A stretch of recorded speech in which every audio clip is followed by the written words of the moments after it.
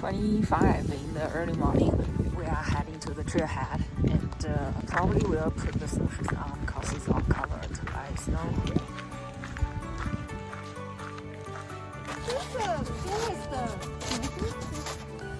We just around the trailhead and put the snowshoes on. Start the trip. It's pretty nice today. This is Michael. Hi.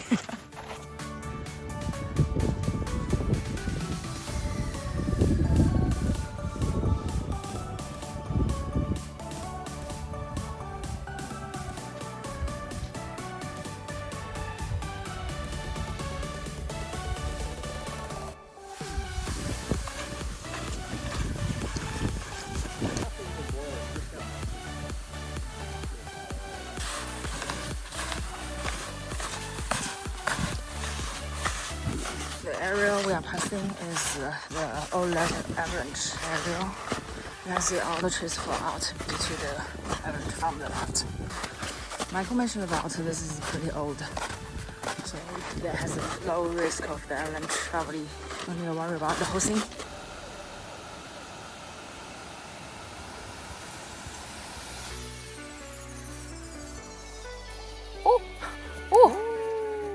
It's 12:10. We take a lunch break. After 3.2 miles hiking, we are here in an open place. I think we'll probably need 2 more miles to be the campground.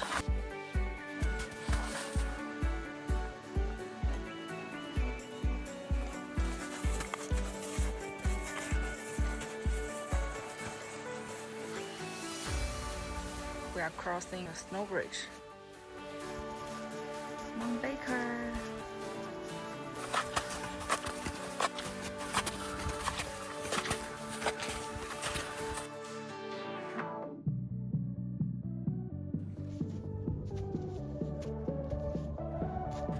This is the new avalanche tracking. Probably happened recently.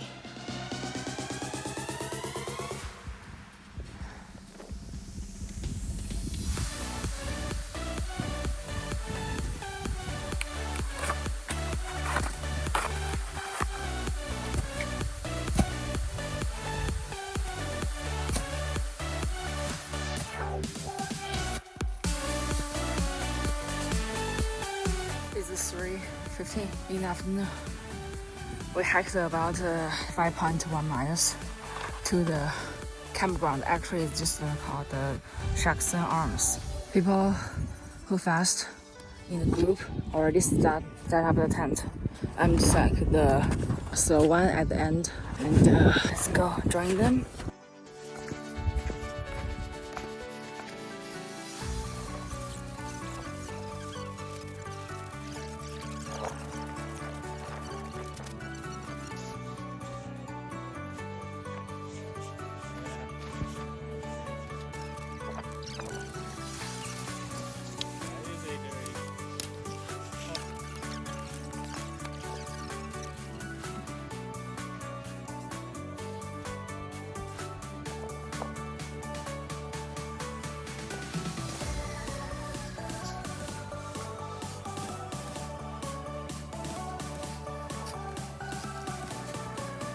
This is the kitchen area that Michael and Daniel just did for everybody.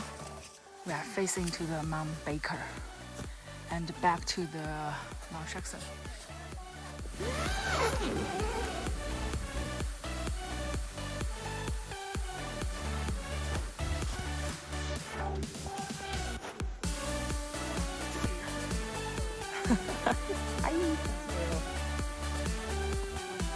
Dinner time.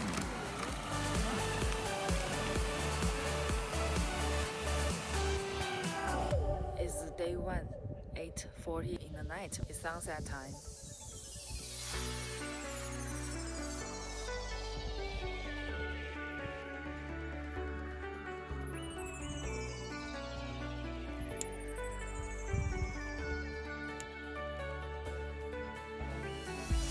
Have a 30-degree sleeping bag. Wow.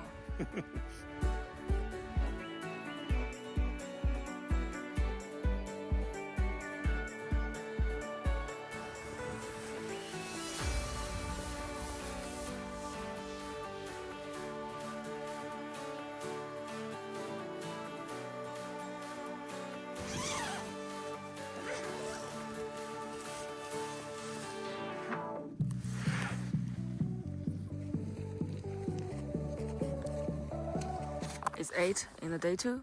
We are doing the transceiver recovery training right now. So the first thing I want to say is that from December to mid-March, I always want you to be wearing a transceiver on any of our wilderness trips. Your transceiver, if it's in your backpack, can get separated from your body in an avalanche. You need to be wear it underneath your outer layer. When you take it off, when you're going to do a rescue, so first off, you have 3 settings on here. There's transmit and there's search. So when you're hiking with us, at the trailhead, you put it on transmit and you leave it on that. You leave it on the whole trip. I don't even really want you to turn it off at night because you might forget to turn it back on in the morning. So it will go for 300-400 hours on these batteries. So for the weekend trips that we do, when you turn it on, it actually tells you the battery life. In this case, she's got 79%. So this cord here, sometimes people like to take off the transceiver, leave all of this at home, and put this in their pocket with no cord. This is a big mistake. Don't do that. This is an ultralight thinking, but it's not a safety thinking. What happens is you're in the deep snow searching for somebody, you drop it in the snow, now you got to find it, and it's sunk into the snow. So you don't want to take this cord off. You want to hold this out straight from you, and you can move it like this. When you actually get to the point where you're getting ready to dig, you're going to move it very much in this direction sideways, and in this direction back and forth. You're going to do that to make sure you're getting a correct reading, because you can get a false reading. And digging snow is really difficult, so you do not want to waste energy digging the wrong hole.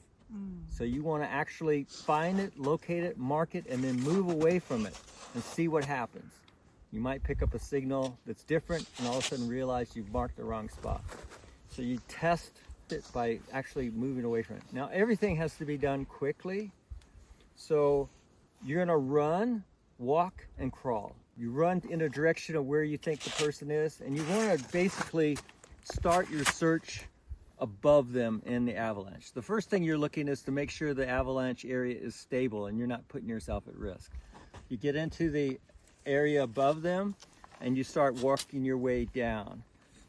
There's a whole system for doing that, but personally, just to be brief, you just move back and forth along the slope and try to pick up the signal. And it will tell you on there, as you're going to see, it's going to tell you how far you are in terms of meters, and you're going to close in on that spot.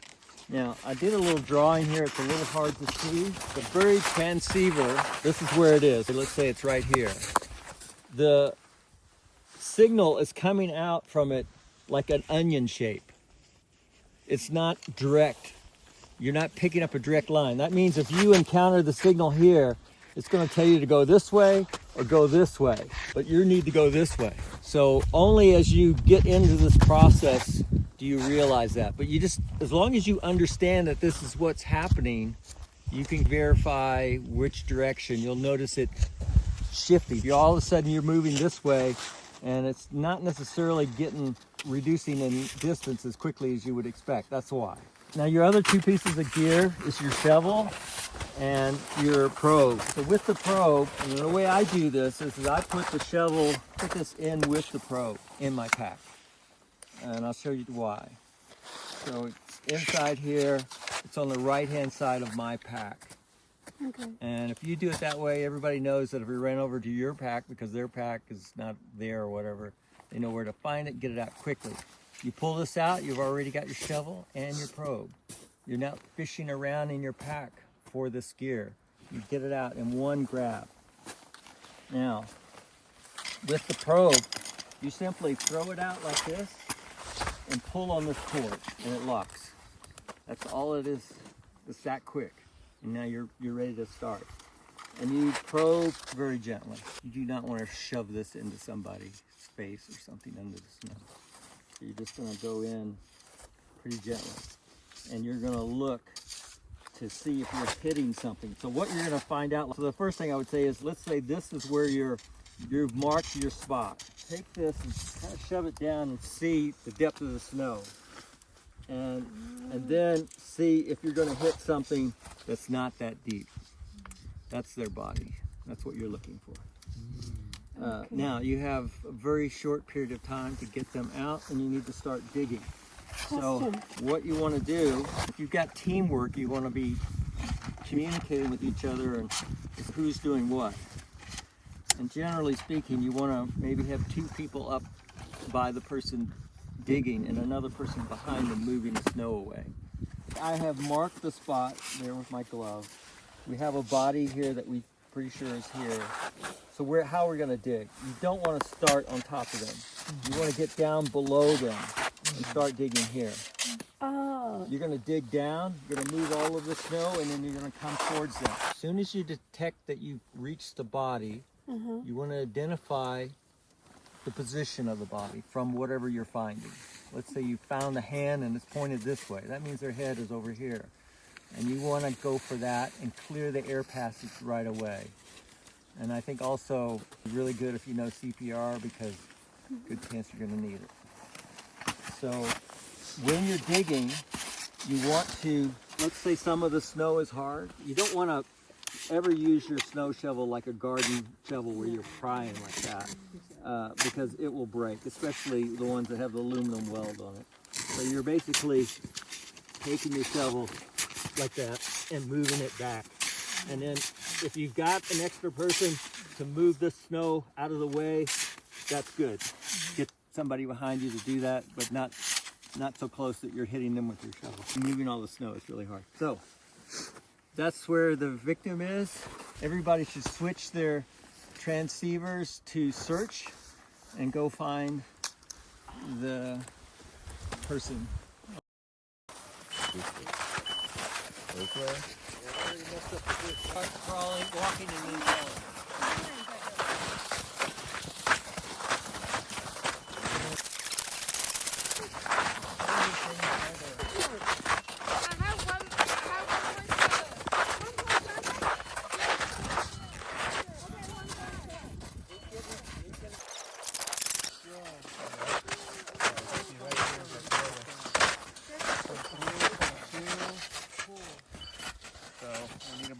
Mark the location. I marked it. Okay, let's do it. Yeah, here. Gentle.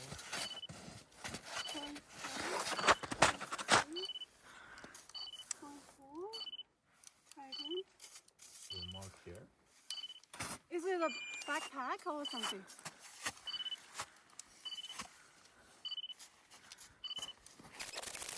Here. Oh, okay. Okay, here. Mark? Yeah, here. Exactly here. Okay, shovel. Oh, no, nobody has a shovel.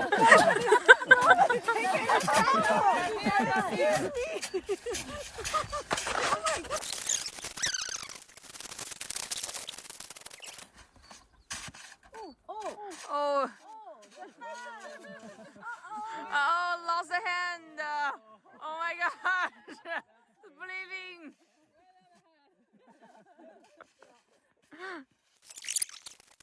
So if you actually had found a helmet of a real person, you put the shovel aside and you start using your hand. It did a sad way.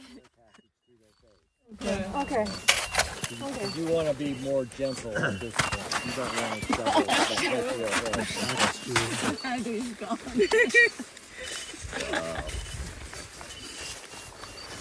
And you can kind of see here from the snow. I mean, it's different times of year, but people kind of think they can just kind of swim out of a avalanche, Okay, you are or they can rescued. move. But in reality, Oh, good job!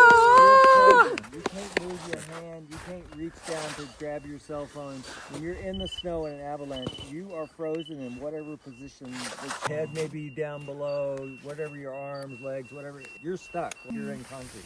Are there ways you can get yourself more comfortable, a better chance You of cannot. survival? Now, they say you can put your hands over your face, try to create an air pocket, but most likely you're not going to get to do anything because you're going to be tumbled around in the snow. And then the thing about the snow that people just don't seem to get is that it is super heavy.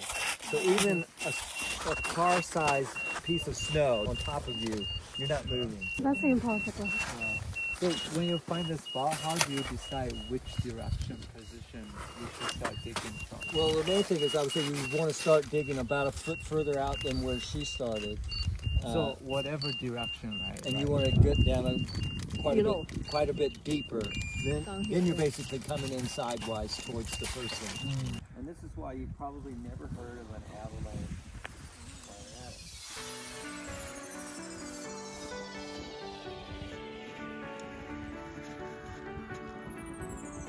8:45 in the day 2. We're heading out. Thanks for having us, Mount Baker and also Mount Jefferson.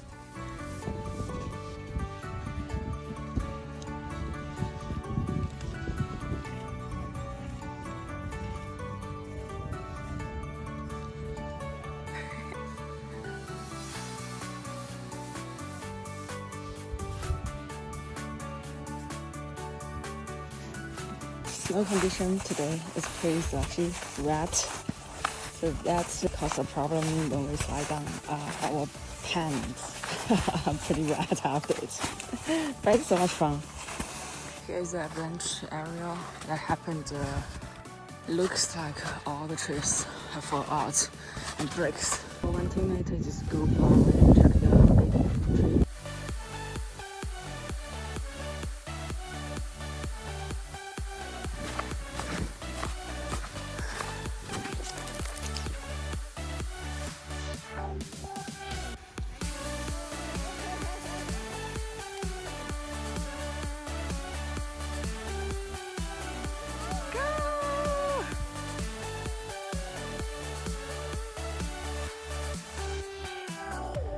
It's 12:40 in the day 2. We're back to the trailhead. We hiked about 5.1 miles today. Most of that we slide down. It's pretty cool. Now is the pizza time. We're gonna go to the pizza place, enjoy our lunch.